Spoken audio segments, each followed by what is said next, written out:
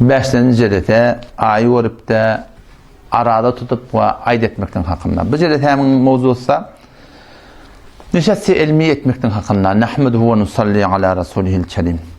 Qiynan taqta biz oli Türkmen sahran ulamalarının arasında ihtilaf çıkıyor. Bu ihtilafatta Hafız Yolma ya Mufti Merdani'nin ara gelen bilen taflan zat değil. Ya bir sürü cavan oğullar Zahidana Pakistan'a okumana gidip de Evropa gelenine bu da taflan kurun bütün üstümüzden değil. Belki Salih Çelehef'ten meğer taflan kurun. Şavatta Osmani Vehhabi boşupturlar. Şavatta birbirine kıyıd vermeyeni, hey ölen tuta tut, al ha al, götür ha götür edip, yaman suratını birbirine taraf bolup Kadim zamanında yarmadahun tahir bilen, putada mahriyahun garincik, Allah rahmetalın hemme cevmedi. Şolada şavatta mevludun okumaklığı doğruya doğruların hakkında, bizim dünya gelmemizden önce, ya iyi diyanına, şu zamanında da ustadlar, zatlar birbirine var ahim, ayrışıptırlar, diyişiptırlar. Ama o zamanında bir fezai mecadidat bolmadan, bir suratında bir umum musulman onun haber bolmada, külli suratında gurunlardan köp adamdan haberi boluptur. Indi de çok qolyanım, şu hatta şey ihtilafati zadi, indi fezai mecadi önküden kendi damen uğruya. Her kim cühne giripti bu gurunla, aydılanlatla. Onun şu dayda Müslüman doğrulam şu hakkında yol neme. Neme deydi ki biz bir ağlı birliğe yeteydi. Lağıl bir haka yeteydi. Neme etme lağıl. Biz o oda aldık. Türkmenin qarasıları bir de oda koydunuz diye. Her kim burada diye bir neme etmedi. Müslüman doğruda biz avvalli menceretirdi hakkında gurun verdim. Bir de doğruda okuyup ahım olmadan ne övünçe okuyup ahım olmadan sonramda şimdi mesaili Türkmen sehrani hel etmeden süreyim hususi ruhutunda biz doğruda şey takdirlan yani men barmadık değil. Ahmeda han Kur'an portallarının yanında ben bir sarap bardım. Üç sarap olmadı qo'ysan, iki sarap bardım. Hatta qaşan ahun taqdir ki Seyfiyan pirdi, onun yanında men bardım. Ahmeda ahun taqdir tana aqlada, onun yanında men şahsi ödüm bardım.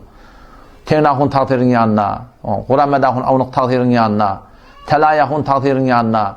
Ne kadar ince ustadların yanında men aylanmadık değil doğru değil. Ki şöyle meseleler var. O zaman şu taada hop kabul edene kabul etti. Kabul etmedik adam ama ne ettiler? İzinden bir völvüle turdu ya Allah. Falani geldi Vehhabi ottur. Tabi oturstuk da sen ne ettin ben ne ettik. Mesela tahkik edip de Hanefi mezhebinin sünnemiz hakiyet amali. Biz çın hakiyet yapıp da iki iş etmedi. Böyle dua etmedi ya ben hakiyet ayet ettim. Bir de mezhepten çıkmalı. Mezhepte şuurun halal mi, haram mi, doğru mi, doğru değil mi? Şu doğrutunu var. Otursup da Müslüman doğrusun açıklaşamalı biz. Ama qiyinantak da bir sırıyla var ki şolar avval bir kep aydıptırlar şu muğuyetinden, adından, avrayından hulata oňsana doktorlukla da soram. Şondan geçibilmeyeni şifir müşkilatlar var. Şolar sebep bolýar. Bir de şunu kavuluk bilen Müslüman doğan hedetçek bolduk yani. Ondan soramda umum Türkmen sahara fikret diye bir yankı Türkmen saharada bizim müşkilimiz şey saymanın urumu hadiye, çadır, ayı 47 yılı 7 tuguni. Ya Müslüman doğan bunlar birçe mevzu. Ve de şu aşı mevzuunda biz başlamızda ne kadar völvüle turdular. Belki olukon takdirli bir de uça aydıptı. Acaba on Hanefi takdirde bunu ayıttı. Tabi Bacanahun takdirde bunu ayıttı.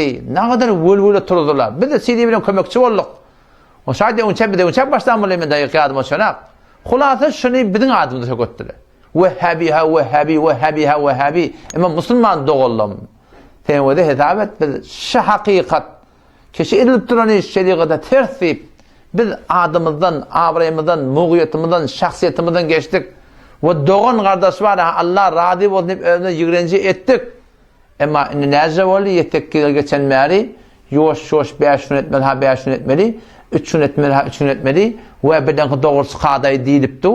İki bedende olukon takdirler düşünmeyiptirsin. Olukon takdirler fiiligi hormatı zayinna. Ola da vatında çekmeler çekipdirler. Fayzana hunyalak, atazga hunyalak, asra hunneyemani yalak. Ola kollaşlarda aydan boluptur. Ama hop kepleri ötmeyiptir, diyenne kulağı atılmayiptir. Her form boluptur. Kulağıta şiyak derler eve geliptir da. Indi şon köşün olukon takdirler budan hakkını yanlışıptır. Biz şimdi hepimiz eve oturup alıp gitmeyelim. Ella bella gerdanım Allah tan nihayetinde şeylik gitmeyelim. Müslüman doğum bir yanlış düşüptür da. Ve de ne yaparım böyle şey?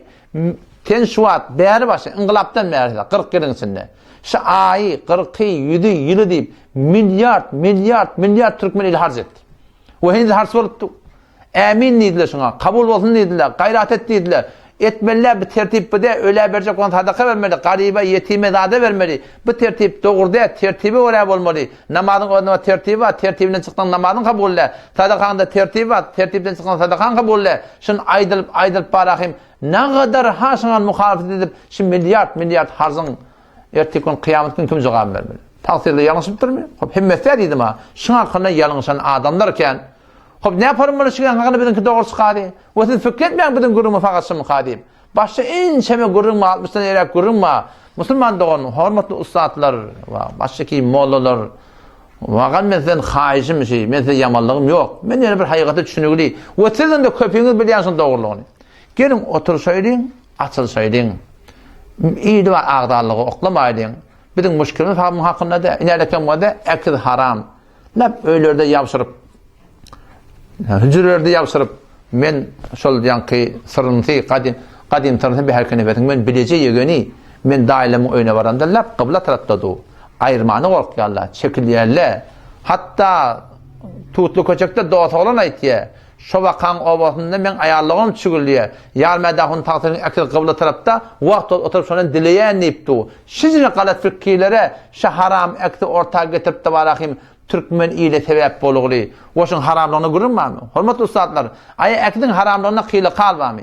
70 ýaşandan bardan soraň, aýa akdyň haramlygyna qyly qalbamy? Qyly qal ýok. Emma şet derset haram bolup duran zady gelip de barahyn tem buňkun ahunçylyklarına satyp durlar. Öýlerine ýapsyp goýupdurlar. Olu kon iftihar bilen ýapsyp goýupdurlar. Hormatly ustad, seniki aýyň hakyny ihlaf etýärsiň. Şuň hakynda da olu kon bir ýalňyşlyga sebäp bolugly. Men sen oturşyga çagyrýan. Akdyň hakynda qyly qalbam, gel qyly qalba bolsa oturşaýdy. Taky ma şuň hakynda barahym biz ne ýaparmyň barahym men sana inşallah düşündirip bereýin. Meni temaga düşündirip bilmesem, men sana düşündirip bilmesem, uly il musulman doganşyny hewara gawturatyny aňlaya kimiň delili we kimiň delili ýok. Sofallahi rahmetullahi näme diýär? Haram işike taat bilse insan bir haram da pottu. Haram işike taat bilse insan kılar bul etiqadyna musulman. Musulmanyň kafirin etmeli etiqady. Gel buňkuma haram dady musulmanyň bolupdy. Näme için bolupdy? Şuna meňde qyly qalba diýip öz ýandan öz düşünşine göre fetva berýän gynan hakda ulamalar bar arada musulman bolan. Ýa-da şoň kon helilerse jerese tutýarsyň. Türkmen helide bir haya wady, şerm wady.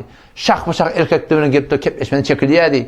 Emma şuňa meňde barahym ustadlar öz tefekkürine göre gelip fetva berip akylyň öwüne gurun, heleliň öwüne gurun berdiler. O türkmeniň hayatyna ulaqan bir sebäp şu boldy gitmekden musulmandyk. Keset derset Hanefi mezhebidir. Raddul Muhtar'da gelýär, "Wal mar'atu ma'muratun" denany emredildi. Wajib Hanefi mezhepde denanyň ýüzüni örtmeklik inka awadan ýeri ýüdi. Bu gelip de var biduni perde arada her erkek ýalak endam namaz egmaş bilen siziň ahunçylygyna girip çykyp durlar. Biz şunu gördük de gözümüz bilen. Biz şeýlerce bahon Hanefi taksiriň ahunçylygyna bardyk. Heyleler juda, erkekler judady. Şu bir tertip gurulmaly taky millet düşünsin şeriatda hijab näme, mehrem kim, namehrem kim musulman dogan. Ama qiyinansak da siz zatlar rahat etmeli. Bir sizin celetlerinde serahatan hele bilen illeşmek, hele bilen salamlaşmak, hele bilen kökrük soruşmak, hele bilen şoğuk etmek, rahatça kısatı edilipdi. Vakti ki siz şiratlar etiyardınız millet näme demeli?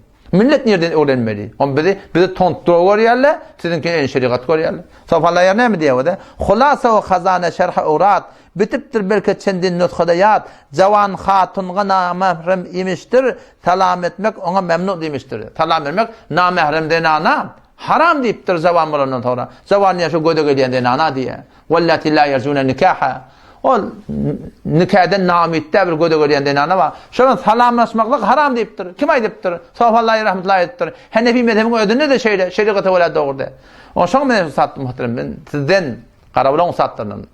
Ýarmada hon taýdan şagirdlerinden, tena hon taýdan şagirdlerinden ustadlar haýşym şeýle oturşaýlyň.